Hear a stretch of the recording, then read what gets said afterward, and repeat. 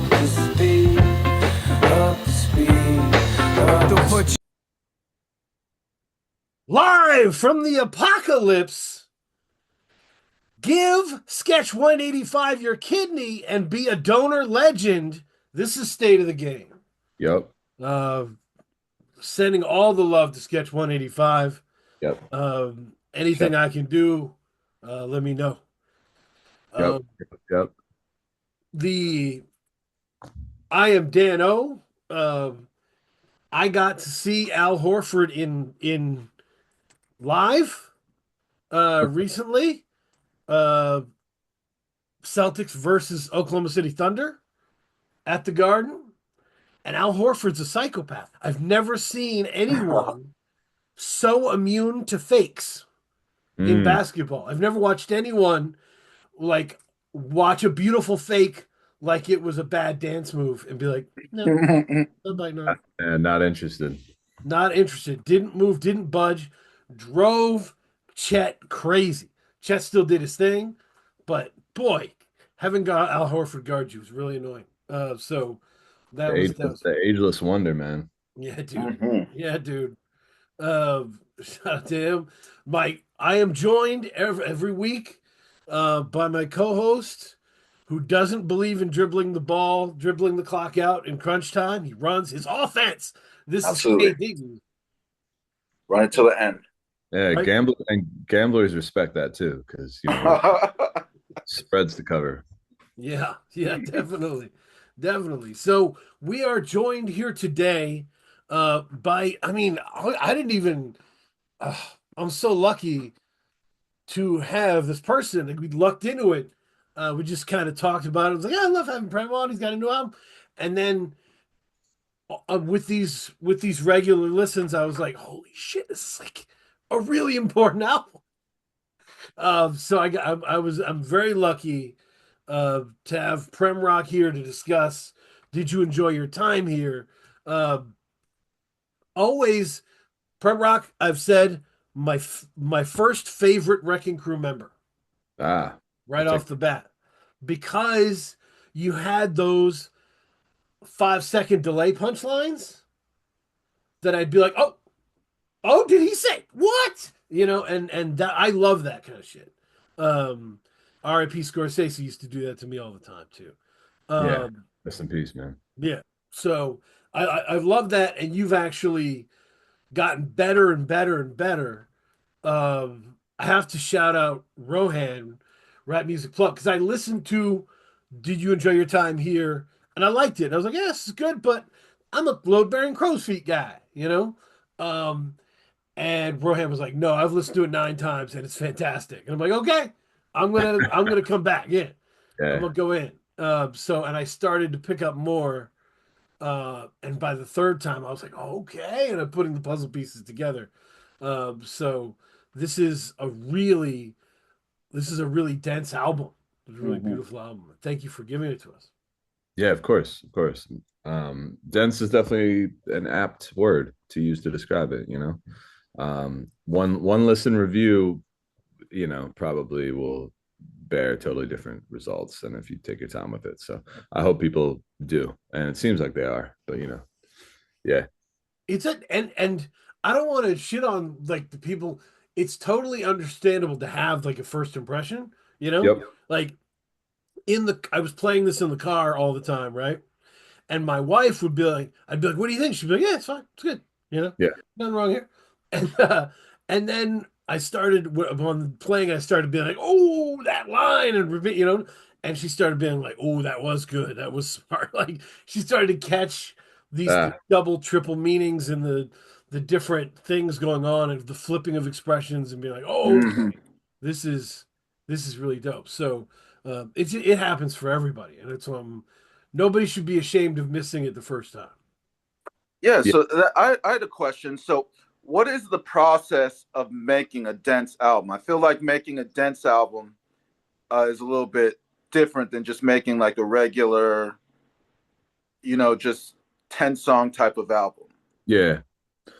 I guess like the term labor of love kind of comes to mind because it's been used to describe this by myself and others. And it's like, you just put more craft and care into it. You know, you put more like no, I don't want to say thought because like there is like a lot of thought into like easier to digest records as well. You know, there's like artists out there that are like incredibly effortless, right? So they could take a really complicated idea and give it to you in like a straight talk for 90 seconds in a song, and you're like, man, that's genius, you know.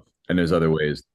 I could, you know, theoretically work that way, but I don't, and I definitely chose not to on this record. And I wasn't like setting out to be like, let me make something that people are going to unpack for a while. Like that's not, you know, that's not the intention. That's just the byproduct of what came out of it, you know.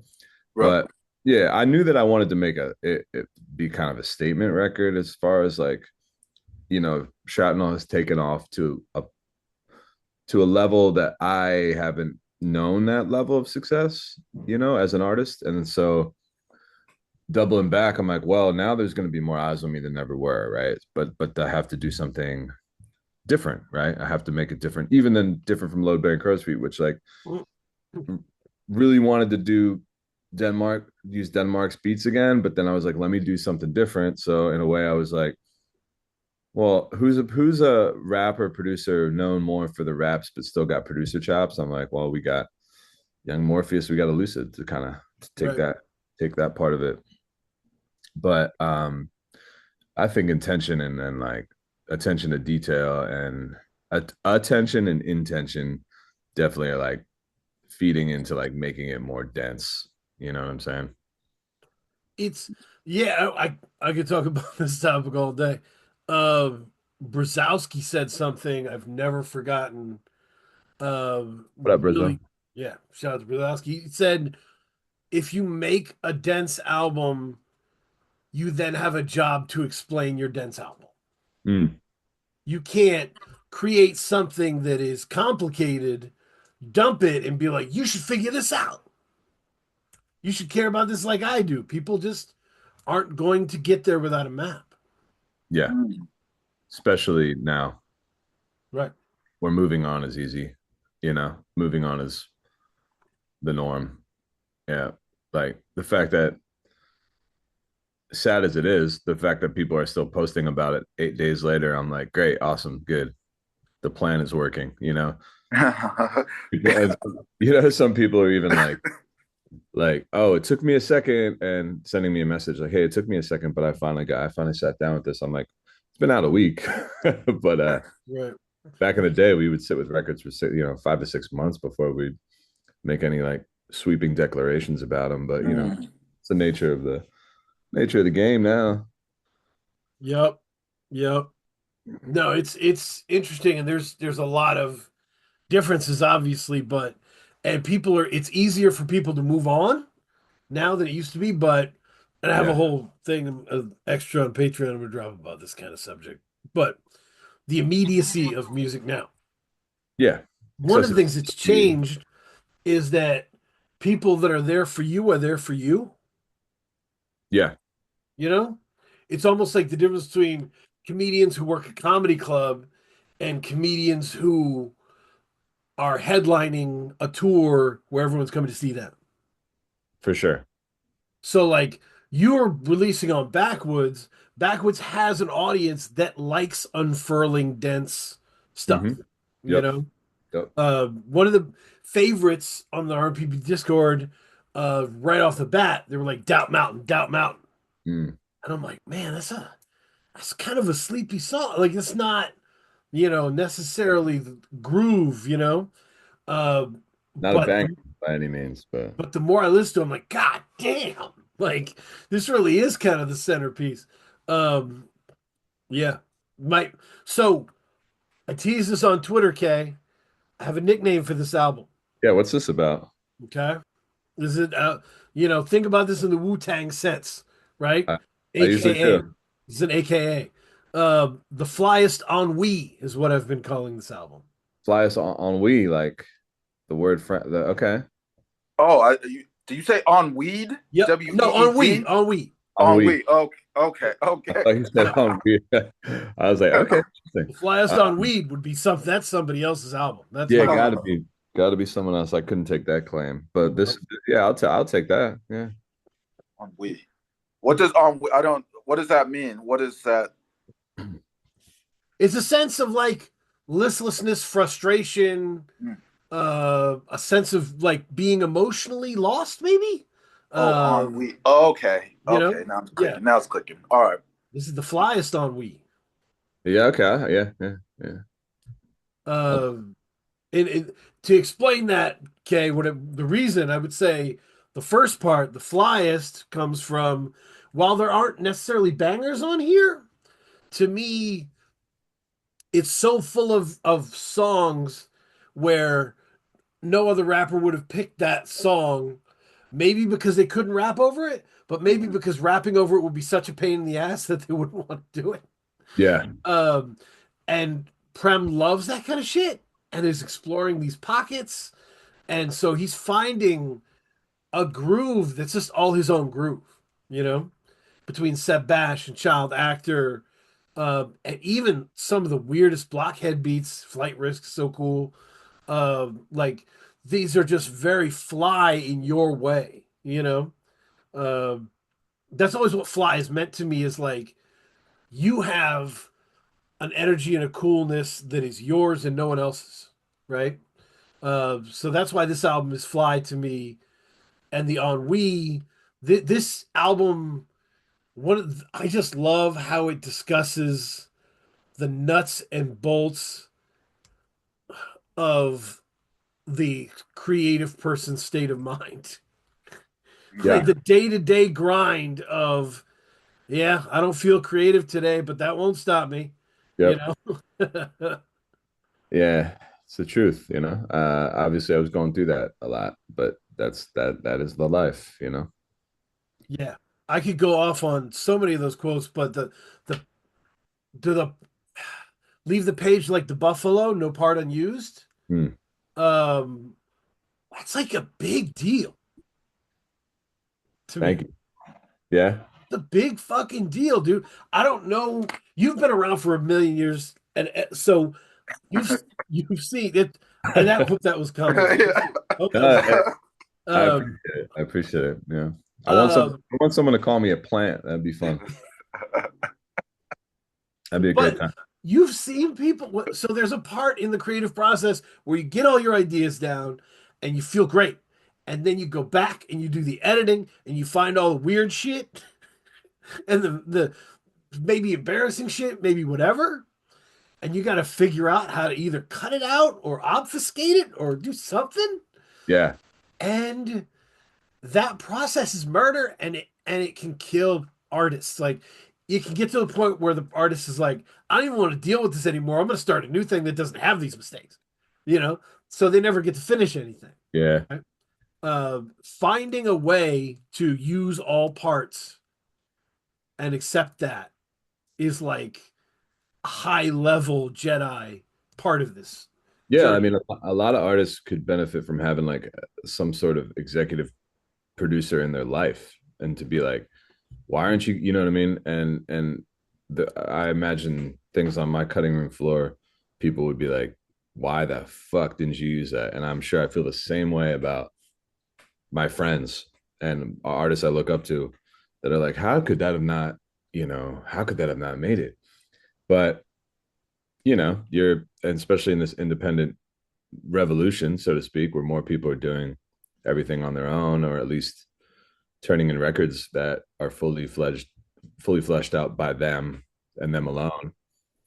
Um, yeah, I don't know. It's just like it you're ultimately the editor, the final say. You're the director of what's going on. So yeah, I think that topic got brought up throughout the record. You know. Definitely. Definitely. Yeah. And it was just such a cool part of just living in that space. And the other part of living as a creative person is not everyone does. It's a Yeah. very thin sliver of people. So you are a bit of an alien for a lot of your day. Mm-hmm. Yeah. Um, and you are living it with that where you don't have common experiences. and I feel like that's a part of this record too. Um, I don't know, affects relationships, right? Because your brain is wired different. You know, your Yeah. day is wired different. Um, you know, even the first song, you're like, you know, kind of worried that I haven't procreated, right? But it's still yo, we made it. Like, it's that back and forth conversation with yourself Hmm. about have I done this the right way? That For never sure. stops when you're a creative person. Yeah, for sure. Yeah. Yeah, yeah, those are the internal monologues that happen often, you know, where it's like you also you talk to friends who might have like 2 to 3 kids and they've had a totally different path than you. Um, but they'll be like, I can't believe, it's so important that you're still doing this and you should never stop. And in your head, you're like, well, yeah, I, I am never gonna stop because Right. I don't know, everyone's like flirts with the idea of stopping and doing something different. And there's certain paths you could take that ensure that there are stability and guardrails so you don't fall off into like abject artistic poverty or anything like that. Obviously, that's part of life. Right. But the funny thing is like when people say you don't ever stop, like I appreciate the sentiment. Obviously, their heart's in the right place, but it's like, yeah, that I don't have any. I don't know how to stop. Like everyone's got everyone's can do what they want with their life, right? To a degree, right? Yeah, it's the one that I got, so it's going to be continued on If regardless. I remember the way I tried to explain it, right? Hmm. Because you try and explain it to people who may not get it, and I'm like, if I don't do something creative, I have too much in my head. Yeah. I'm not well. I don't feel well. I don't feel good, right? Yep. Yep. It's not like I lose it. It's just a backlog. Does that make Yeah. sense? It's too much. It's got to go somewhere. Yeah. So 100%. Yeah. So I think that's kind of it, right? You this is a part of your natural flow. So you're gonna keep doing it. Yeah. And then it's been a while since my last solo, so I had some pent up writings and energy and expressions to be sure that I wanted to like unleash and I've had recorded a lot more that didn't really make the record. Um, but yeah, I mean that's a huge part of it. I mean, if the outlet isn't there, because also like shrapnel is one, that's only one arm of the beast. You know what I'm saying? Like, and it's been well curated and well exercised the last few years, but the other arm hasn't. So I'm kind of like there was some restlessness creatively, like, yeah, I'm performing, yeah, I'm doing songs that I love, I'm doing what I love, and I love rocking with Castro, but I'm like, I still have, in my opinion, things to prove Yep. to myself and to anyone who supports me or to people who have never heard of me at all. And Is that? yeah, Oh no, but I didn't mean to cut you off. that was about it. Yeah. So I was gonna say, like, because it's always I've always found that interesting with. Do you find like is PremRock and Shrapnel different from just solo PremRock to you? Yeah, and this topic has been brought up a bit, so I'll try to answer it in a more interesting way than I have. I Anytime that and this is a call out culture, we talked about, hey, how is it different? So then Alaska chimed in, right, with like, well, I was in Hangar 18 and Castro obviously, and then Zilla's been in groups. But yeah, I mean, when you stand alone, it's different than standing with somebody always, right? Especially in public spaces or like online or whatever. If you put a song out and then you just sit back and click and see what happens, right? When you're alone, it's just the vulnerability is it's more to me more than doubles, right? Because I'm laying it bare. The subject matter I choose on a solo record is always very personal. So that makes me feel like in ways I'm like, damn, if they don't fuck with this, maybe they don't fuck with me as a person, Me, right? yeah. Then you start getting into a very like interesting space. Doubt Mountain shoots up a few more feet, right? But when you're with a partner someone like Caster, who also is just, who hypes you up, Casper's great at that. Like there isn't like we're not vying for attention in shrapnel, you know? Like it isn't like a duo that, you know, we're not gonna break up and then take shots at each other. You know what I'm saying? And it happens so many times over the years because like were guys even friends? Were guys, you know, or were they both just trying to make it and their best option to make it was to team up? Like that's not how we formed or how we operate. So I would say it's like there's a confidence that comes with shrapnel that I don't have as a solo artist that I'm like attempting to achieve, right? And it's kind of just like, yeah, like we're here, like I got the, you know, arms folded, like you're not knocking both of us off, you know, and Right. maybe I'll take more liberties in writing and being a little more, I don't know, nah, I don't want to say haphazard because nothing I'll ever write is haphazard, but I'll be looser in shrapnel than I will be solo because I'm like, let me tighten up let me tighten up the fortress on this, so none of you can find the flaws in this. You know what I'm saying? And then shrapnel, the energy is a little more of like it's back and forth, and the pressure's off me, right? So I guess that would be the difference, right?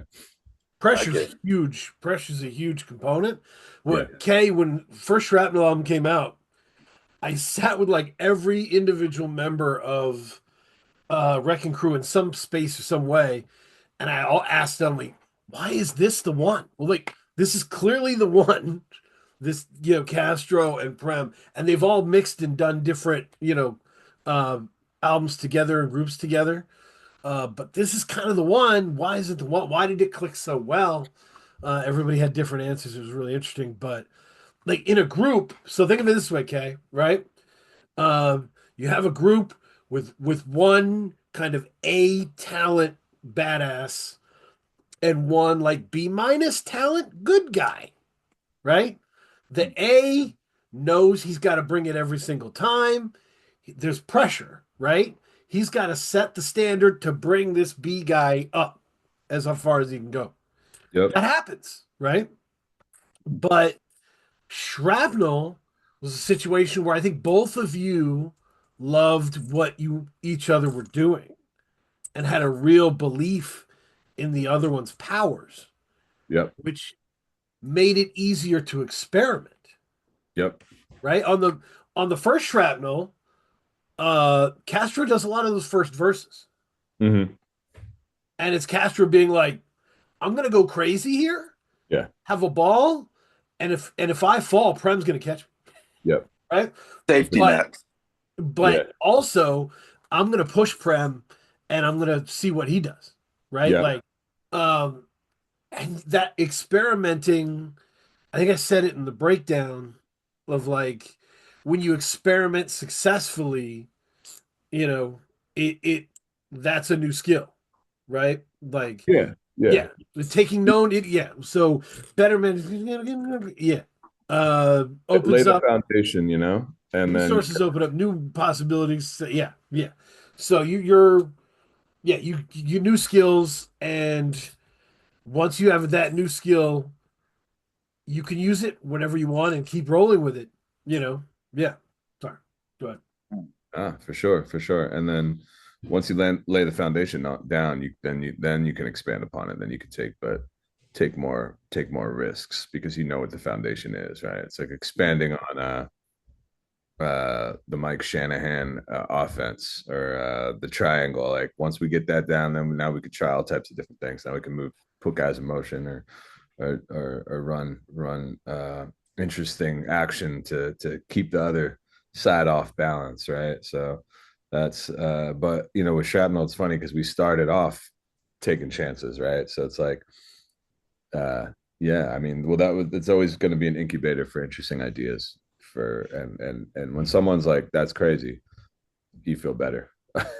Right. Right. You know what I mean? And so that's aggressive growth, right? You marshal your resources, you take a shot, Yeah. it works. All of a sudden that's a new skill, you know, and then you go back to your solo shit and you're like, you have that now, right? You have that. So yeah, I just thought that was really good. Um, He's really good effect. But yeah, that's a really important point, is that this is different. And this is different because you were like-minded, influenced by a lot of the same cats, right? Yep.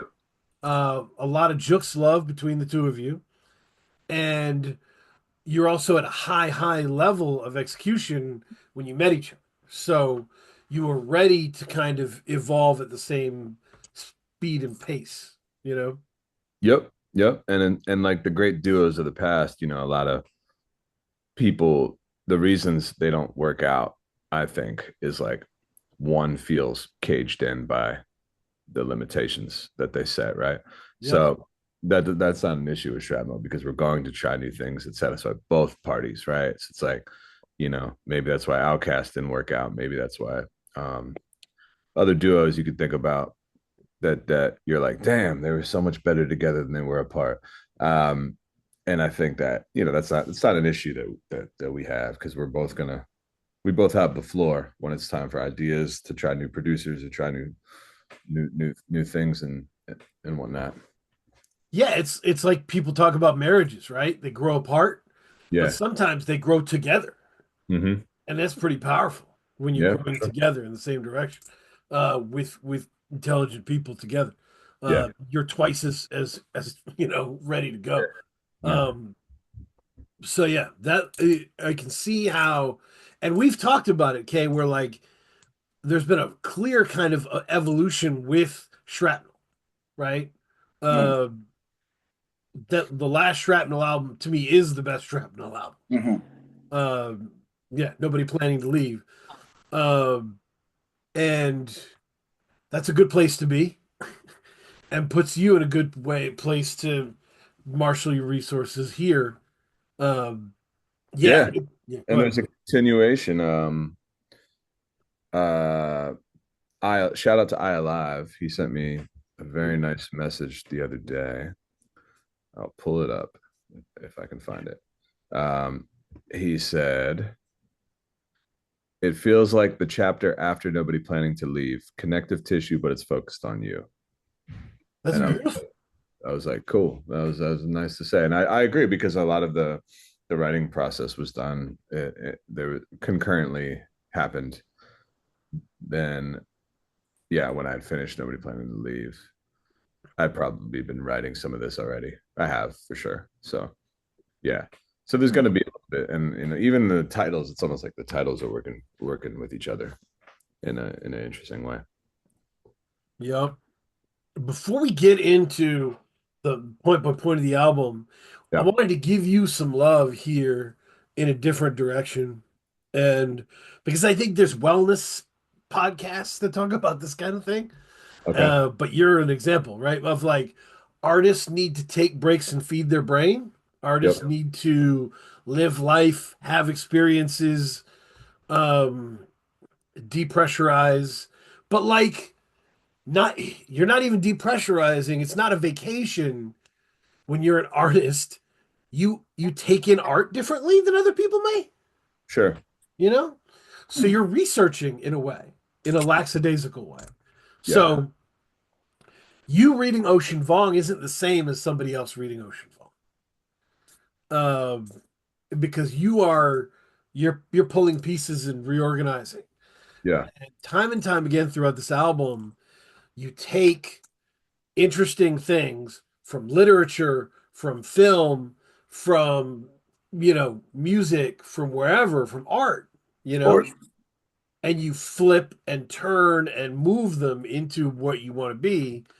Um, and it's because you keep feeding your brain, you know? Yeah. Try to. Yeah. So yeah, I'm that's just susceptible to accumulating junk in there as anyone else. That's just so you know. But yeah, I appreciate you saying so. Shout out to Jesse the Tree. He We were in a bookstore in Burlington, Vermont on tour, and on Earth We're Briefly Gorgeous was on the display case or whatever, or yeah. like the staff picks or something. And I was like, yeah, I'm gonna buy something. And he was just like, this is a really good book. And I opened it up and I was like, all right, cool. Took it home and and yeah, that was definitely one of the catalysts for writing a few songs, specifically Crueler Walls, and Yeah. phenomenal writer. But yeah, even like yeah, I'm going to consume things differently, but I'm definitely gonna, there's certain artists you meet that don't like to consume art when they're creating, because they're like, oh, I don't want to be influenced by, like, unwittingly. And it's like, all right, well, that to me is like not the right approach, because even if you do consume unwittingly something, it's going to be then cast through your lens, which is unlike anyone else's, and you should be confident in that, you know. And or some people are like, I'm in album mode, so I'm not listening to any other rap. And I'm like, if I'm in album mode, I'm listening to tons of rap. I'm listening to more rap than usual, Right. because it's all feeding into this greater conversation that you're trying to add to. And I, in no way do I get worried about biting or like co-opting something without my knowledge. Or I'm like, that's the beauty of all of it, and everything's on the table at all times. And you just got to be have belief in your ability to digest and recast it to the world. That's, I mean, hip hop is founded on sampling. It's Right. a reinterpretation of something that you thought was cool. Like, that's all it was. Like, you thought that sounded cool. And think about how many albums came out where like Chris Crack would say like, "Man, I was really in my Rock Marciano bag." Like he was listening to a lot of Rock Marciano, and even his flow is his version of that. That's Yep. all through music history. There is a time when it washes over you too much, and you have to Yeah, you can separate hear them. when someone. Well, and I think that's a separate conversation on sincerity, Yep, and like, yep, if you're a sincere artist and you're going to interpret it in a sincere way. If you're someone who's just like, damn, like that dude is just trying to sound like Mhm. whatever, right? And we know that we've heard those records where someone is like, damn, like they really sound like Mike Eagle or something. And it's like, no one can sound like Mike Eagle. No, like no one can make Mike right. Eagle references. But people who try to, like, you see the copy of the copy. When and that's, unfortunately, those are the type of artists that, like, the culture usually kind of chews up and spits out eventually anyway. So Yeah, no, you don't. You said it really well in another interview where you said, um, it's a situation where you can't be lucid, so you're not going to try, right? yeah. Lucid is the best lucid, Cavalier is the best Cavalier, but it inspires you to find the best you, Mm-hmm. right? And that's that artistic sincerity of like, you see these other people shining.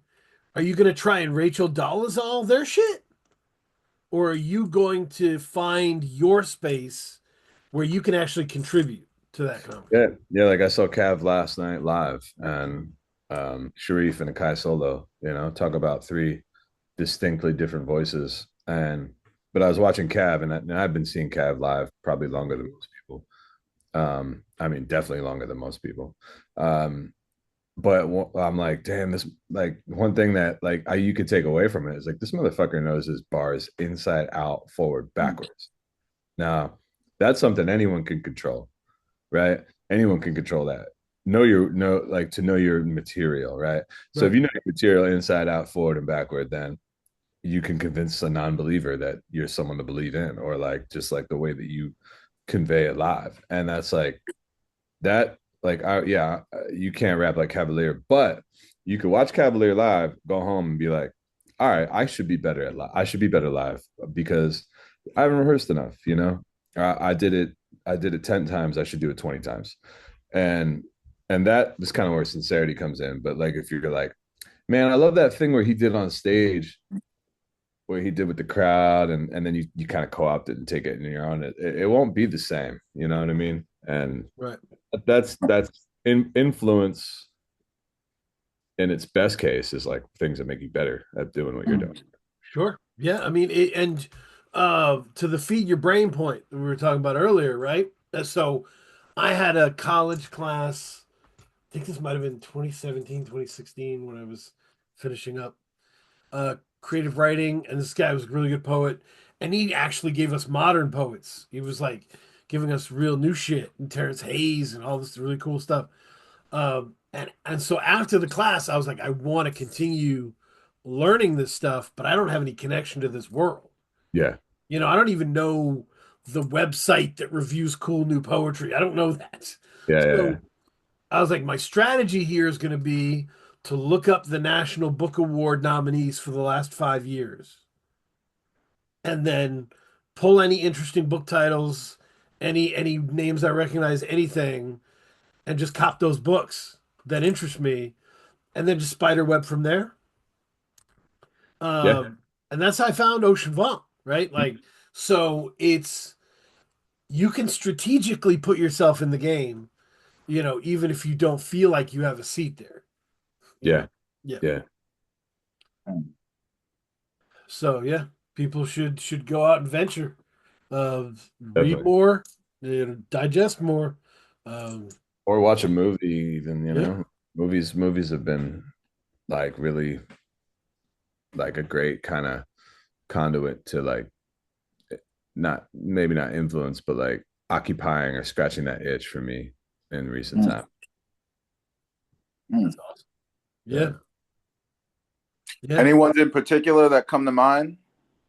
Movie wise, Yeah. so I've gotten strangely during the pandemic, when I say the pandemic, is meaning more like when we were kind of confined, right? Like when we were locked in most from the most part, is when I got really into film and really into horror movies. And I don't really know why, but then I started like like unpacking it. I'm like, man, it's pretty grim out there.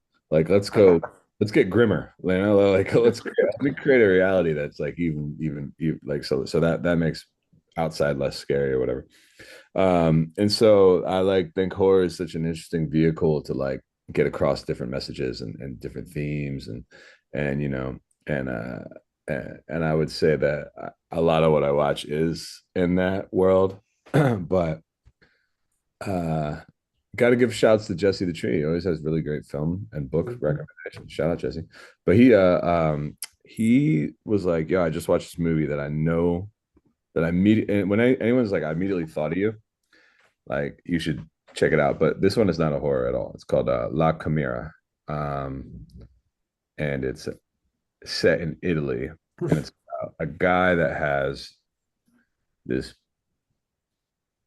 sort of supernatural ability to locate things underground from up above ground. And what these things are treasures that were buried in from like the Etruscan era. So it'd be like statues or jewelry or whatever from, you know, hundreds of years ago. And so this guy can just kind of walk and find it. And it was really well done. I loved it. It was a great movie. So I recommend it to everybody. It's like in English and Italian. It's kind of toes the line because the guy is an Italian, but I guess his Italian's really bad, and I think that's part of the story because he's not from Italy, so he speaks in Italian sometimes, but like the subtext is like a lot of people are kind of like this guy, like Yeah, that's awesome. you know what I mean? And so there's like some good moments of levity. But that was a movie that made me want to create something. Um, super sincere, cool, abstract in a way, but not like what am I watching? Not too much of that. Um, you know, effectively, it's a group of grave robbers. So everyone loves that topic. Yeah, yeah. No, that's awesome. It's a great pick. Yeah, Yeah, feeding your brain is important, people. Which is one of the reasons I think since you value that, you don't put yourself under the pressure to pump out music.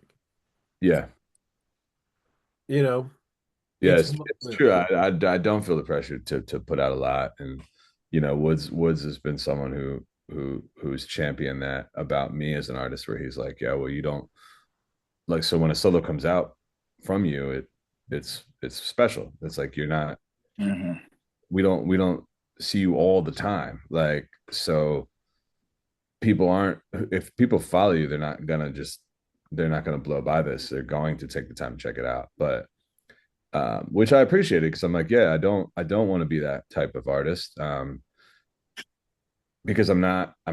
So I don't really want to be anything that I'm not. So it's like I could lock myself. I could just be like create, but like that's not really part of the process that I kind of value every part of it. It's making the song, recording the song, finishing the song, putting it out, then performing the song, then making new songs, and then the process repeats, right? But I got to go through all the stages in order for me to like really appreciate it. And so yeah, I'm not thinking directly about the next project. Like it'll come and probably sooner than it did between these two records for sure, I think. But Sure. That's only because I think I'm going to start trying to, reshape this energy around this record into like what the next idea is. Yeah, no, it makes sense, and it's like I always thought of it as the Denzel model. Hmm. You know, back in the day, you'd be like, man, there's 10 hit movies with Jude Law in them. Like, what's going on? And but Denzel would come and be like, I'm here and this is important. Yeah, And he'd do a few late night shows, movie would come out, and then he'd be back to like, I'm sitting at the game laughing, but that's about it. yeah, He wasn't, he wasn't everywhere. He wasn't publicizing himself everywhere. You know, people like Denzel, Julia Louis-Dreyfus who just do that. Like they don't mess around. So I think that's yeah, the model. And you saw yeah. Ka do that in music. You saw, Yeah, I think overexposure is a real thing too. Yeah. I think certain artists can do it. You think of someone like Boldy James or AJ Suede, where it's like everything that they do. Well, Boldy is getting harder to keep up with, but like I'm gonna check everything out, because I know that you're not straining yourself because this is just who you are, and that I know you're not straining yourself to oh, I didn't put an album out. I didn't put one out this quarter. right. Let me just throw one out.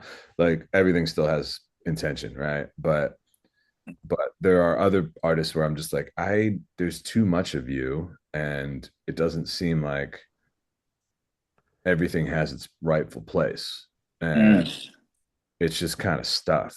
And if you're just putting stuff out, like when do I know when to pay attention? Yep. 'Cause, Yeah. like I'm not sure. I could tell probably by the way you present it online that you care more about this one thing than the other thing, but if you care about everything equally, then I know where you are and where you stand or whatever. But I mean, again, I have a ton of respect for people who do this well, right? Like I ran into Tyler Banks last night. I was at the Cavalier show because I did like a triple tap. I'm like, what's wait, what? Like, when you see someone, Yeah. I just watched the video of him, and so I no doubt in my mind that was Tyler Banks, and I'm like, yeah, I'm like Taylor, and he's just like, yo, what's up? And then I was like, oh, PremRock, and then we had it was great to meet him. We had a drink, caught up. I found out why he was out there and everything. It was great. But I told him to his face, I'm like, yeah, you're one of those guys that's everything you put out. I'm like, I don't know how you have that motor like that. It's just like, I salute you, man. That's just like, he's like, it's just what I do. It's what I am. Right. And that's exactly what it is. You could tell there's no put-ons, right? There's No, the way I would say it is like he's moving at his speed. Yep. His speed is faster, but is like so somebody like Teller, somebody like Teller, somebody like Andrew, they move at that speed naturally. Andrew too, But yeah. what's the point of sitting on a mountain of music if You if can't you take move it. at that You can't speed? take it. You can't take it with you. So Exactly. It's like the and timeouts, you can't you know what I yeah, mean? you can't use the timeouts. Cap space, got to use it. Gotta use it. Gotta use it. Yeah, in Philly, okay, they're still hanging the banners for under the tax tier. Yeah, That's their big win. yeah. Um, Isaiah Joe yeah, for Montrezl Harrell. got under that curtain. So, but yeah, it's interesting. Yeah, if you're genuinely moving at that speed, I might not catch everything, but I'm going to check in, you know, Yeah, and and catch up. we Yeah, can tell we've been listening to hip hop for probably collectively damn near 100 years between the two of us. right. And so when we know when someone's not bringing it, they're just putting things out for the sake of putting things out. So so in the same breath that I'm like, I'm not that type of artist, I respect the ones who are, because I'm like, I know that's who you are. Yeah, it's like, and sometimes that's a disadvantage for me because I'm old and crabby, right? Hmm. And so an artist will be like, "Guys, I collected my freestyles and I'm giving them to you," and I'm like, "Oh, thanks, Yeah. thanks. Why don't you tell me about your dreams?" Like, no, thank you. Yeah. But yeah, that's being around for so long. Um, so getting to the album and the parts of this album, because this is a hell of a thing. Um, you know, I'm just very impressed by how cohesive this is. Insanely cohesive. Kay, how many times have you heard this? How did you feel about it? Three. Three? Three's good. I listened to it 3 times, Right. and like you said, the more you listen to it, the more of the intricacies and details you catch. But I mean, I feel like it operates like it's almost like it operates on multiple levels. Like if you really wanna like listen to the details, you can. But if you just want to kind of just vibe with it, you can listen to it in that way as well. Yep. Yeah. I'm glad that that came across, because I did want that to come across. You know. Yeah. 16 songs and not a bunch of like, 1 minute, minute and a half songs, right? Like uh it's a fair listen, and it isn't a one producer thing, it's a lot of producer thing. Nine, And nine of them. oh, go ahead. No, I said that there was nine producers, and Nine producers. Yeah, yeah. Yeah. giving And me pause, man. I didn't know. I didn't know. I thought maybe I'd overdone it, but no, I mean but okay. I put it in the breakdown. I said like it was, you have several people here that have two, right? Blockhead has two, Yeah. Child Actor has two, Seb has three, right?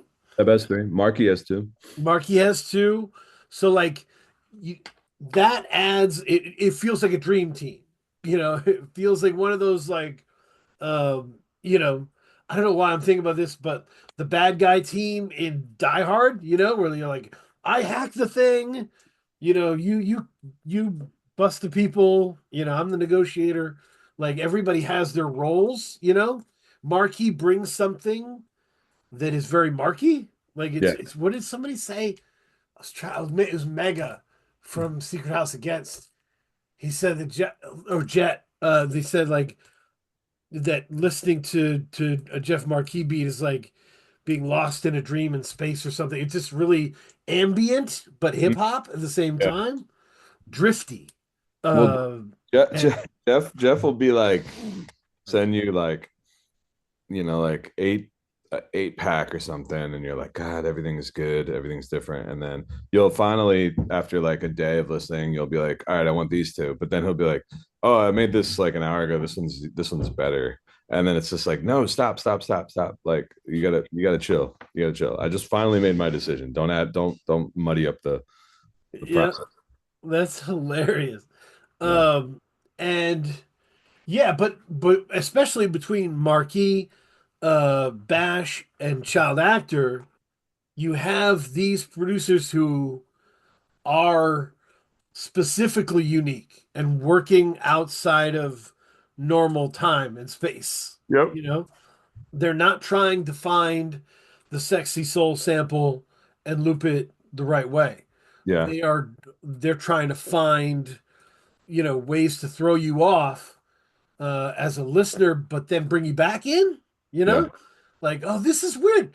I love it though. Like, yeah.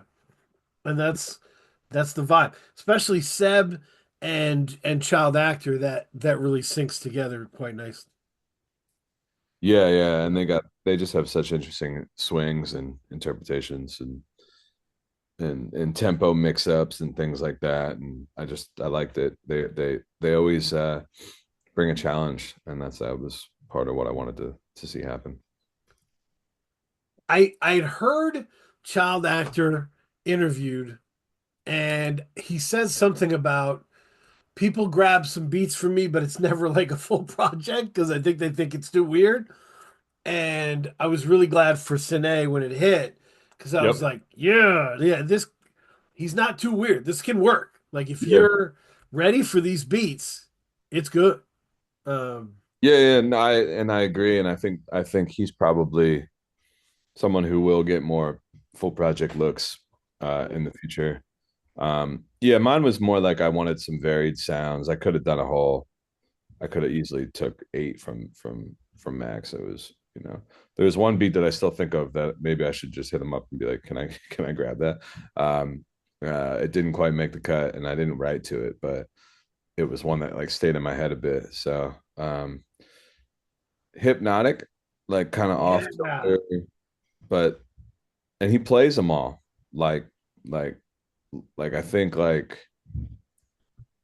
he's doing them live tracked out maybe. I'm not exactly sure, but I don't want to misspeak on his process, but something about it, the time is always a little unique. The swing, like the it isn't trunk or it isn't quantized, and it's a very natural feel. So yeah, it makes sense. Yeah, my pitch would be full album, open mic Eagle Child Actor. wow, Yep, it's too good of an idea to not happen. I think that would be great. Yeah, But yeah, and Seb is still somebody that I'm figuring out. Like, but it's a vicious swing. you're Like, not alone. yeah, Seb Bash. He told me he samples from we'll never reveal. This isn't Sure, even of course. sample snitching, but that he samples from a very specific year. That's Almost cool. not exclusively, but if he sees that year, he's buying the record. That's Yeah, dope. yeah, That's so cool. yeah. But yeah, just a very unique person, and that at my first thought was when I heard this was Controller Seven's two contributions are the tent pole of the thing. Yeah. That was my first love here was that the opening song Angel's Snare Share is one of the very best openers of this year, and Receipts is stupendous, and just a great. But then I guess it hadn't hit me yet that you go from Receipts and this just beautiful kind of emotional song to like the title track, which is just hard hitting. It's such a cool way to close it.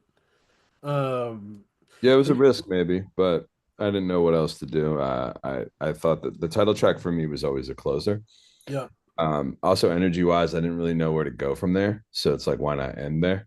Um, and then receipts I always had as the penultimate, second to last. And if you follow, this didn't really inform it, but it helped reinforce it. Is that a lot of backwoods records have a strong 1-2 punch to finish them, yeah, that's true.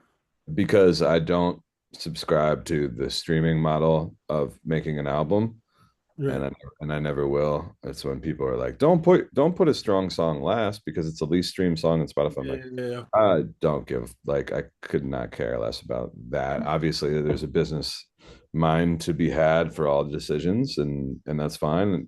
There's an argument to be made for like kind of front loading records and making sure that like some of the stronger ones are toward the front so people don't lose interest, which is certainly something I consider when it comes to sequencing. But yeah. Mhm. a song can't be too good to go last. I don't agree with that, and Yeah. people are going to find it anyway. So And if someone's made it all the way through your album, why not give them something the other people don't get? yeah, yeah. And if you're gonna, I'm not trying, like, streaming is a part of the equation. You have to be Hmm. there. You have to be Hmm. available for everybody. But at the end of the day, we're trying to actually still sell music. So whatever serves the record. Mm. Absolutely, absolutely. The Yeah. So, Kay, my favorite three-song run here Okay. Go with you. I've been referring to it as the belt of the Mm. album. The belt. I like that. The belt is uh Doubt Mountain, Flight Risk, Potemkin Village. Okay. Voice. Mm. Potemkin Village voice. Um, yeah. That So closes that interesting you said that. That closes side A on the vinyl. yeah. That makes it, yo. And I And think Because that because early, if you look at the early track list, okay, here's my thought process, right? yeah, So uh first four songs, right? Plunder, Steel Wool, Seb Bash, Child Actor, Void Liqueur, Control 7. You're deep in the kind of the flyest of the ennui, right? These are grooves that are it really establishes itself, you know? Um, and that groove is going to be there all the way to the end, but that's not 100% of what this album's trying to do. The belt in that Potemkin Village voice kind of era slows it down and gives you this kind of oh man. There was a point, there's the points in like Tom Waits songs, Prem, where I was like, why does he doesn't even need to do lyrics this well. His voice is so cool. He could have just done cool voice stuff, you yeah, know? yeah. He didn't even have to go that hard. And like these songs kind of slow down, give space, but they're beautiful sounds, and you just jump all over them. It's great. Mhm. Thank you. Burma Shave is what I was thinking of. Burma Shave. Ah, yeah. Yeah. Classic. Yeah. Kind of Foreign yeah. Affairs? Foreign Affairs? I think it might have been It's but yeah, it's just a beautiful kind of jazzy song that feels like a small song that's enormous. And that's how the belt is in my Last addition to the record was Potemkin Village Voice. wow. Yeah. Mm. Small professor's a Interesting. genius. Absolutely.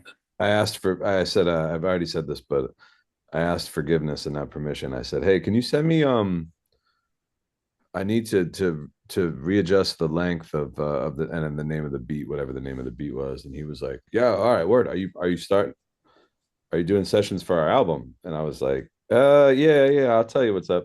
And I recorded it and I sent it to him. And I'm like, "Nah, it's making my solo record. I'm sorry, but I had to just snatch it without." And he was like, nah, of course, that's fine, that's fine. So it was for me and his collaborative album. But Yeah, you guys. I was gonna say you guys have a great chemistry. yeah, You and thank Small Professor. Yeah. Jamil's a man. You know, he's a history will be kind to him. I know, like Yeah, absolutely. this guy's a machine. Absolutely. Yeah. Yeah, no, you were right. Foreign affairs. Wow, that's cool. Yeah, so yeah, no, it's yeah, he's and I love that there's a collaborative album coming with Small Pro. I think that's well done. Hmm. Um yeah, it's yeah. But that's so DK, did you have any 3-song runs? Yeah, I mean, it was for me the most interesting run because I did notice like a shift in the what's the word? Not a tonal shift, but a shift in the energy Mm, in the album. And for me, like the most interesting run to me, uh, I would start with Potemkin Village Voice, yep. Ames True, and then like the song that was like really interesting to me. It wasn't like my favorite song on the album, but it was just an interesting choice to me. Was Love is a Battlefield Simulation. Yep. So the fact that you had those three songs back to back was like a really interesting choice to me. Yeah, that's true. Yeah, I labored over that, where to put the Love is a Battlefield song because it's dynamic. Yeah. Uh, it's not it's not a joyous song, but it's also like not your typical heartbreak song because there's a lot of dynamics to it. Like the beat, not only the beat, but what Green did to that beat is pretty wild. I mean, Jeff Markey will tell you himself. He's like, Green really put his foot into that one. Like that was like there's some ear candy going on. There's just like a lot. It's an experience. Obviously, Mary Esther Carter, she's a friend of mine. I mean, she's like more in like the uh, Adrian Lenker, Big Thief kind of world of singer songwriting. So it's like, Yeah, her voice, that's what really stood out. Like her yeah, voice was like really, when I first heard it, I wasn't expecting to hear like her yeah, type of voice on the project. yeah, and that was what I was going for because it's like obviously a convenient and or telegraphical something you could tell. I don't know if that's a word. Something you could telegraph would be like getting fielded to do that part, and she clearly fielded has done great work on some backwoods records and things of that nature, and I love fielded as an artist, but Mary brought a different like element as a vocalist that I thought we don't hear, and I know for a fact she's never done that kind Yeah, of. You know, but 100%. but we worked on it, and she came and she did it at the greenhouse, and I thought the mission was accomplished. Yeah, no, that's great. The going over some of these things. The man, carpal tunnel, straining my wrist, nary a complaint when the view best carried by portrait made landscape by the vista. Like you've got some crazy lines in here that I'm still thinking about. Uh, Opening Potemkin Village Voice opening line, simple man, complicated needs. I'm gonna take the inanimate and make it bleed. Just breathe. You're gonna feel a gentle squeeze. Uh, man, the the one in receipts that floors me is as sure as a ghost returns each evening. I see you when I'm dreaming. Yeah, it's a tough one. Yeah, Yeah, yeah, yeah, receipts is a it seems to be an early favorite for a lot of people, which is cool. And the obvious there's an obvious explanation because of the guest, but I think it's also like the choice that was made to choice of production, I which don't think it's that obvious. I'll tell you because I yes, Woods is Woods, right? Woods is great, and uh, you though you have the ability to create your own chemistry with everybody around you, right? Obviously Castro, but like you and Small Pro yeah, create amazing songs together, right? You have the ability to create chemistry all over the place, understand what people's skills are, uh, and kind of and collaborate with them in a way that makes them feel not just like they can bring their best work, but that they can try out stuff and that but they still better bring it, right? So Woods brings his best to you. yeah, It's because it's safe there, right? Like yeah. he wouldn't just give his best to anybody, you Yeah, know, but he understands you. Yeah, and you understand him. yeah. I appreciate that description because it's true, and you want to cultivate space, for every artist to be themselves. I appreciate it when people do that. Same for me. But like ultimately, like when I do a collaboration, I want someone to be proud of it. I don't want them to just gloss over it or like, yeah, I did that thing and that was that. But I want it to be something they're proud of in their catalog and that they point to and it lives with them. So Right. yeah, it's considered. Collaborations are carefully considered. Oh, no. Yeah. I mean, and one of the things I said a while ago, okay, was that Woods is not just my favorite rapper in the world. He's also my my favorite manager Mm. of resources uh in the rap world.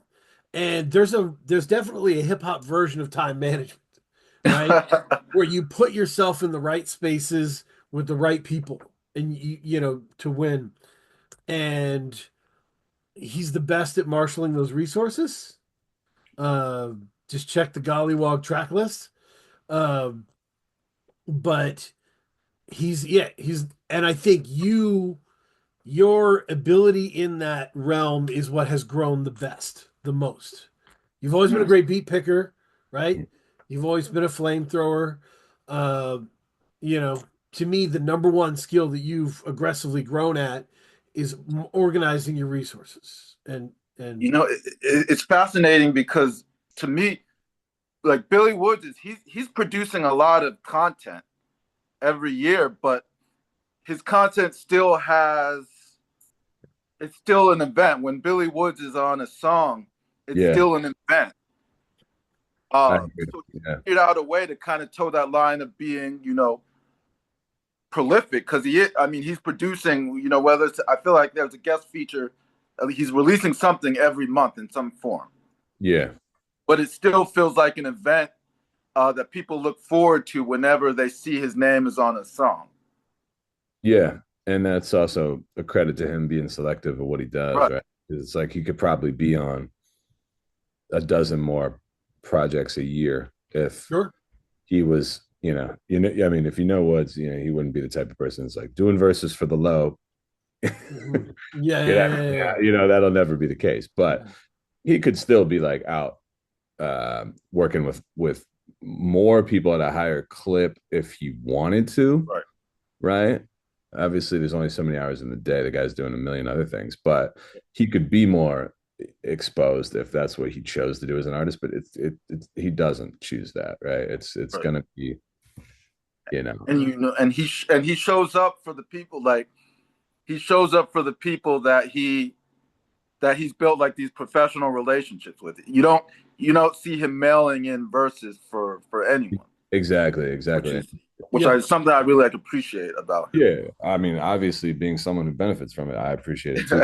Also, like, I would like to be that same type of artist for other people, Absolutely. right? Like, it's different to win with somebody that's seen you when you weren't winning, or at a much lower capacity of popularity or whatever. Like, him, Jeff Markey's on the New Woods record, right? Like, Yep. that's something they've been friends for a long time, and obviously, Mark that can't take anything away from Marky. Marky's been killing it. Here's the thing. You got to hold up your end of the bargain too if you want Oh to yeah. come along with the ascent, right?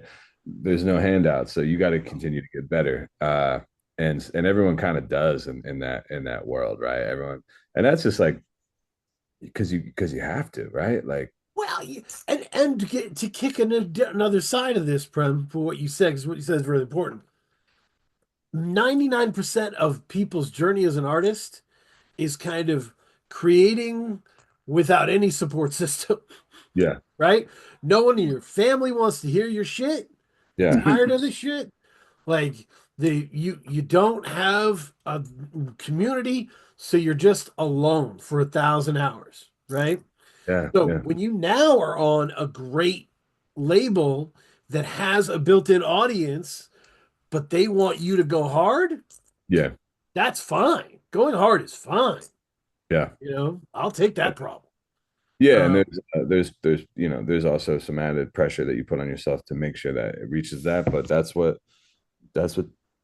turns out a good product in some like accountability. You're being held accountable by uh, a bunch of people, and it's not an overwhelming amount of people, but it's a number of people who want to hear that next shit. So you better be ready, you know?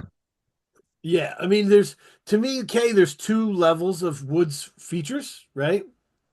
There's uh, you're my people, you do good work, I'll take care of you. Mm-hmm. And then there's I see you out here, Mm-hmm. right? The I see you out here ones are always the biggest surprise to me. Uh, I'll highlight two of them.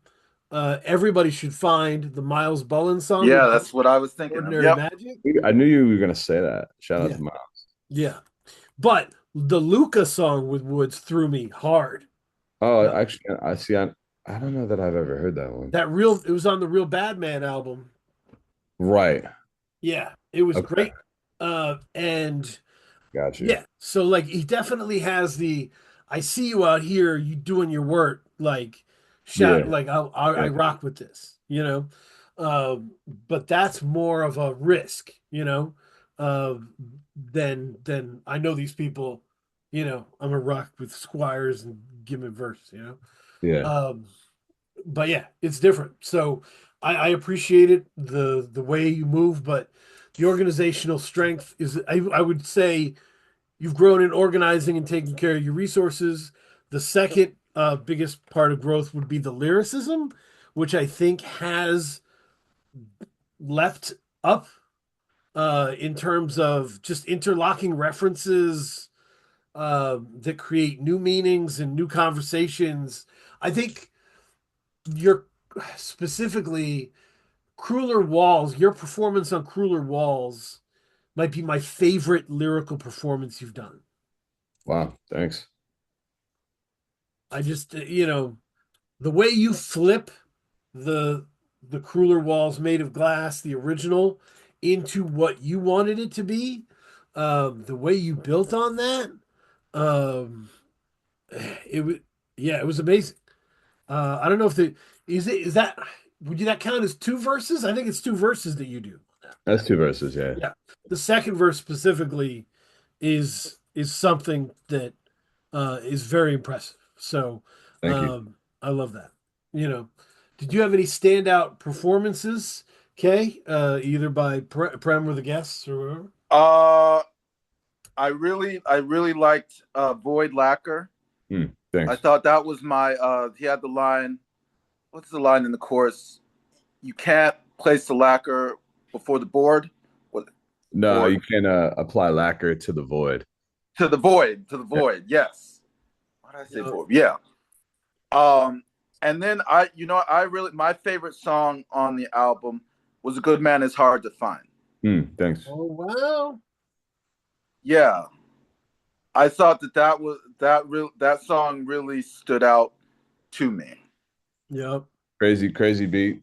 Great Yeah. verse from Cav. Yeah. I mean, I was like, Have killed that. Yeah. yeah, Cav on a Yeah, Cav on a lucid beat. I'm like, there's what could go wrong here? This is ready made.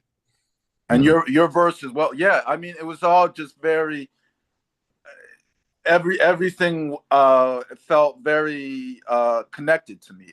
Everyone, best way to put it is everyone on the song felt on the same page to me. Yeah, You know what I word. mean? Cohesive. I Yeah. guess that's the word. Yeah.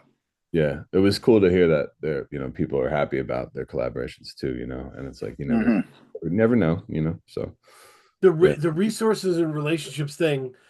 Think about this, Kay.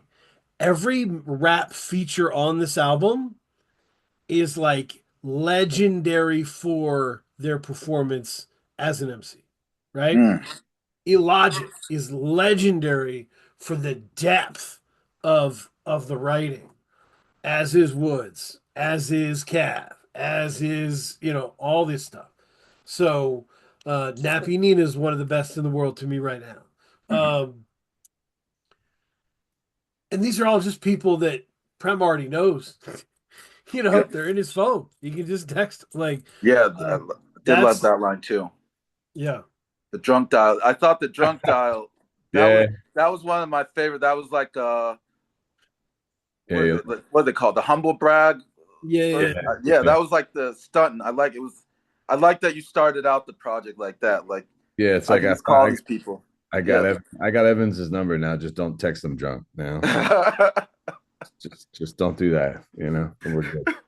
I mean, that's what makes Angel Share so special to me. It's such a mixture of like, I'm here and I'm gonna fuck you up with I made a lot of mistakes, man. Like it's both of those. Funny I had a different name, and so Angel Share is a popular bar, and I don't think it's open anymore, but maybe it is. I don't know. I don't want to misquote it, but it's a popular bar in Manhattan. I never knew what it meant. I Mhm. knew it was a phrase, but then I was working, I bartend, and I was making this drink and I bumped it, and Mhm. something spilled right in front of this guy. Really cool older guy. Sometimes you run into professional drinkers, like not I'm not certainly not calling them alcoholics, but people that are just like they're like the best patrons in the world. Like they know what Yeah, they want, yeah, they tip well and they keep to themselves and they and I go, Oh man, I'm so sorry. And I had what he was drinking. I think he was drinking wine, so I just poured a little more. And I'm like, sorry about that. And he's like, he goes, absolutely, like, I guess I got the angel share. And I was like, yeah, word. And I went home and I'm like, Angel Share is a dope song. That's a good song for it's a good title. And then I looked up the proper definition and it's like it's what evaporates in the distillation process of alcohol. So it's a small percentage of like what evaporates into the air. So they call it it's the angel's share of the liquor. Um, which I was like, oh, okay, this is working out perfectly. And all was just because a mistake that I made. And I'm like, actually, that kind of feeds into the whole idea of the song. And then I go back to drawing board. Much better title than Honey Isle. Right. It's a way cooler concept than just like Elijah, the Jewish drunk ghost who comes in and drinks our alcohol. Uh, Yeah. but it feels There you really go. good. Well, then Green was like, "Isn't that Devil's Cut?" And I was like, "No." Then I looked up Devil's Cut. These are things I probably should have known, but whatever. And the Devil's Cut is what the barrels soak in when you do bourbon. Ah, Oh, Yeah, and so I flirted with the idea of naming another song Devil's Cup, and I'm like, nah, let's not go there. Let's just keep let's it. not keep going with this. Yeah. like them. That's Yeah, awesome. Yeah, that's great. and if for Um, those outside of New York, Associated is a budget supermarket. So disassociating at Associated is walking around associated without any plan other than getting honey. I think was all I needed. wanted to ask you about something else also. Uh, as you've been moving up all these levels, this is the first time I've had people be like, PremRock album of the year, like Mm. best album to come out. Like I have had people be like, "This is great, Prem's doing great," or I love this PremRock album. But I don't know if I've had people be like bullishly like album of the year, fuck all that other shit. Mm. Um, I'll take it. have you been feeling that? Like this is the reception's a little different? Um, yeah, yeah. I've gotten like a way more than usual number of personal like reach outs, Um, tweets are good, but personal texts where people are like, yo, just want to let you know, I've been really rocking with this record and you did a great job. It's like from fellow artists. That's like Yeah. that's really good. But then like a lot of strangers in on Instagram kind of being like, hey, this record really came at a good time for me, like going through X, Y, and Z. And I was like, damn, that's happening more than any other thing that I've put out, which Yep. is, because I had reservations about the record in general because I thought maybe it was too personal and maybe it was too much of a somber tone and that like, I'm like, will my artist friends even like it? Like, I don't know. But then as I was putting the finishing touches on it, I'm like, no, this is the record that I want to make over like above all. I want to make this record and I have to get it off Mm.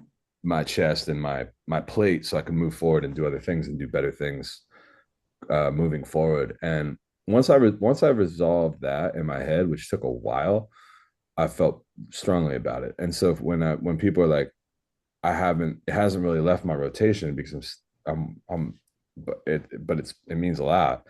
Um, that's like some of the best shit to ever get, and it's been happening a lot more than recent uh Yeah. projects that I've put out. So yeah, we'll see what time will tell, obviously, where it Mhm. stands, Mhm.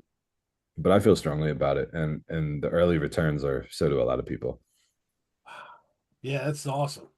It's just different to I'm sure it's funny for the people. I texted Zilla about it. I was like, man, it's amazing to see Prem get his own cult of like people that love him.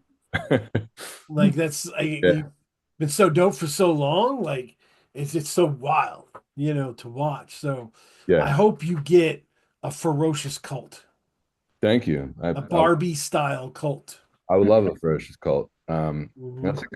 That's a good song title too. Ferocious Cult. Ferocious Like Cult. a good punk band, man. I feel like No Sage is on that song. You Yeah, know what I yeah, mean? yeah. Yeah, shout out to No Such. But Uh, also just as important, like shout out to someone like Uncle Benji, mhm. who- one of the first people in my entire career that I stuffed an envelope and mailed out and he's still, you know, saying things like Prem's got album of the year contender online. But that was the dude that when like nobody was checking for me. I was shipping out CDs too. So Amazing. Shout out Uncle yeah, it Benny. means a lot. It means a lot to have that have supporters stick with you too. So Yep. Yep. yeah, To have them be able to see the come up and yeah, their faith was vindicated. yeah, That's awesome. That's really cool. yeah, exactly. So you got some stock. I mean, if stock is a real thing, because it kind of is, It like is. you got some early work, so you could probably go and flip online if you wanted to. But he's not the type to ever do that. But he would have my blessing if he needed a quick come up. He's got some sold out stuff. So We would, yeah, stock is a real thing yeah, in artists because there are so many levels people exist at, Mm. that you can pick stock early and you can yep. watch it rise. But Yep. um what other questions do you have, Kay? Oh no, I I think my final question would be, how would you, if you had to give, I mean, because this is such a expansive album, if Mhm. you had to give advice to someone who had never listened to this, how should they listen to this album from your perspective as the artist who created it? Yeah, that's a good question. I would like it to be uninterrupted if you can. I know it's hard. I think a walk would be a good way to do it. Yeah, I would say get up and get out and do something while and have it accompany you. And Mm. those are my favorite listening experiences as a listener. So I would like, folks to do the same thing if they can. Mm. Outside with headphones, Kay. Okay. Outside with headphones, yeah, yeah. Because Green put a lot of work into this too. So I don't want make a good sound situation is recommended. What did Green say about this album and how it fits into the rest of your discography? Because Green's been there the whole time. Yeah, yeah, he really has. He recorded my first thing ever too, the build back in 2009 or 10, and um, yeah, he knew. I mean, he was a guiding hand the entire time for more than just the engineering. Obviously, like there'd be things where I'd bounce off him, or sometimes I'd be like, "Hey, can you reach out to so and so because I feel like you get an answer quicker." We do that. We do that for sure, and yeah, he was like, "This is your best work for sure," and he was there the whole time, making sure I knew that. So shout out to him. That's amazing. That's amazing. Yeah. Yeah. Recommendation corner, Kay. You ready to tell the people? Let's give the people stuff. And I've so I am on an album, Kay Diggy. Yeah. Mm. Well, what's going It's called What on? Was Found in the Fire by Slumber Logic and Clown Cat. Okay. Mm. I'm on there with some Found in the pretty, fire. That's dope. pretty Not good what was guests. lost in the fire. Yeah, Like that. yeah. Yeah. I was on Slumber Logic's first album. Uh, had some very good pieces, so he asked me to be back. I did a poem. I did a piece, spoken word piece, that's kind of influenced by a poem by Sislaw Milosz, Mm. Polish Mm. poet. Uh, yeah, and about like because he basically had a poem that was like about being a happy poem and how this is a happy poem. Yep. And I remember being like, wow, it's hard to make a happy poem. Yeah. And so this was all about that. It was really cool to be on that project. It's a great project. Clown Cat does amazing work. Makes me sound very cool. Uh, yeah, Slumber Logic is playing at the show, at my show in Toronto. That's right. So we're gonna get up, do some live shit. So Do it. That's here in, awesome. here And in Toronto, yep, come on April 17th. Rohan will be there. A lot of the Canadian Yep. RMPP fam will be Yep. there. Yep. That's awesome. So yeah, there's lots of yeah. Slumber went through has been through a lot. So this is a great album. Is that out yet? I'm sorry. Look Is that what? What'd you say? is that record out now? Yeah, it's out now. Yep. Oh, cool. All right, I'll Thank check. you. Yep. All right, cool. The other one I was gonna go with. I'll Fanon is an amazing person, right? Fanon's beat tapes are so different. Kay. Mm. He has a project he's dropped called Just Working, and I think it's like 26 minutes or something, but it's one song, Mm, right?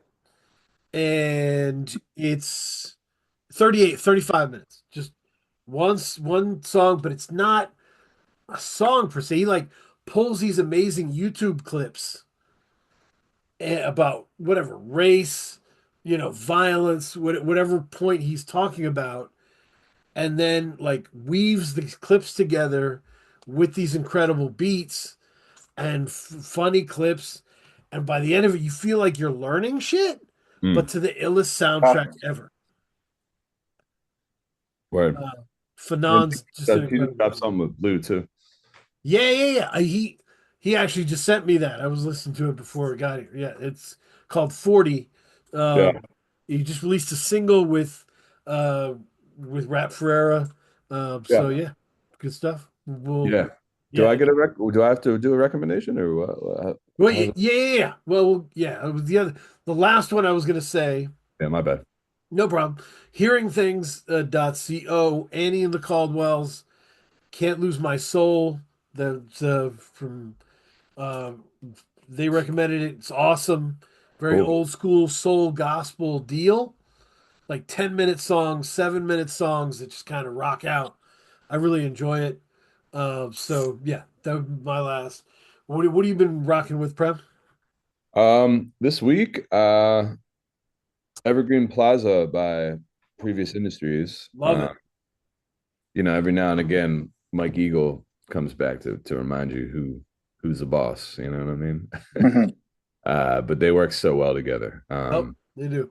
Rift is amazing. It's like they each bring. It's so hard to describe it, but it's the synergy is really perfect for a trio. And Yep. you don't get that often. On top of that, they're really great people. So they're really easy to root for. And funny enough, I think they dropped their record right around the time Nobody Planned to Leave drops, and then Right. my solo comes out during the time of their EP. So it's like kind of these little synchronistic drops. So I feel connected, and I think they're just it's like friendship on wax with a way that like I don't know, like because I know they're old friends, like, and I guess you don't have to know that to get that from listening to the record, But but it feels that way. Yeah. it restores joy to me as a creator, and I'm like, and that's what I look for. Sometimes I want to be challenged, but like right now, sorry that it's snowing up there, but it's like it's 70 here, so I'm probably gonna pop on that and walk around after this because Yeah, man. and that's something that's going to bring me like a level of happiness because I'm like these are three separate guys, three separate paths, three separate careers, but then they Right. all got together and like we're like homies and we've been homies for years, so why don't we just Yeah. make some shit happen? So I hope they get the success that's warranted, you know. Yup. Video Dave's such a good wild card for them. I just think um I was playing a game in my head of like if I could have because a lot of us are talking about Still Rift solo Yeah, album, right? yeah, What would that be? yeah. I was trying to pick which producer on your album would I want to do a full album with Still Rift. Mm. I got to pick. You go ahead though. I'm going Fines Double. Wow, Fines would Fines would crush it. Fines would crush a whole album with That's somebody. what I'm saying. I want Still Rift is still kind of outside of Chicago, somebody maybe people don't know well enough. Yeah. Finds Double, kind of a similar situation. I would love to have them be like, "Wow, have you heard this? These guys?" I would Yeah. love that. I got my pick for Still Rift. Go for it. Blockhead. Oh yeah, I was definitely thinking Blockhead. Yeah. Blockhead. Still Rift and Blockhead would be something special. Yeah, that would be awesome. But I'm not trying to take a look away from Fines. Fines deserves that. No, that's cool. I love it. So yeah, that's a good one. Anything else, or are you good? That's a good pick. Yeah, that's about all I've been. The Benjamin Booker record is excellent. That hasn't. Oh Really, man, that's still my favorite album of the year. yeah, that hasn't really left rotation. Shout out to Weird Hours, Kevin Condon, who did all my photos for the shoot. He put me on a Cameron Winter. You familiar with that guy? No, that's awesome. So Cameron Winter has an album called Heavy Metal, but it's not heavy metal music. It's more like singer-songwriter vibes. Yep. Check it out if you guys feel adventurous. Cameron Winter record, really cool stuff. Super fucking young. He's like 22. Yep. You will not know that from listening to the album. I'm into it. I'll check that out. I've added it. I guess that truthfully has been what I've been listening to. Yeah. Also, this week, Perfume Genius came out with an album, Glory, that's really beautiful. So yeah, anybody interested, check that out. Sounds good. K Diggy, what have you been listening to? Yeah, so I got on to Curtis Mayfield, his live album. It's Curtis/Live. Oh, Okay. Yeah. One of the goats. That's my favorite live album of all time. Absolutely. Yeah. I was blown. I put it on last week and I was just blown away. I put it on in the car. I was just driving around. Yeah. Wow. Just literally just blown away, really. That's the one with the Stone Junkie where he has the audience is clapping. Yes. It's long and he's making jokes. It's great, dude. Oh man. Everybody should hear that Curtis live album. It's absolutely. All right. Well, I guess I got some listening assignments. Whenever people walked into my barracks in the army, that was what they were hearing. Oh man, me singing the makings of you in a really bad voice. Yeah. Like to tie in what Prem was saying about, the setting for the music. It's one of those albums you got to hear at night, like just driving around. If you're in your apartment alone, just put that on and just soak it in. Okay, that's good. That's good advice. Yeah, dude. I'm into it. I love that. That's awesome. Thank you for coming on. It's interesting because I feel like some people, this album has activated a new level of their love for you, and you were always my guy, and so I had to come into it later because I get stubborn with it, and I'm like, but I love the last thing. So I'm glad I'm glad I put you in that type of conflict. That's the right conflict. Yeah. That's good. That's what it is. And congrats to you guys, man. You guys have been doing it and doing it strong for a while, and I know a lot of people appreciate you. As fellow artists, we like nothing more than being understood and validated for what we do. So you guys deserve the same flowers for keeping it up. So I appreciate that. Thank you.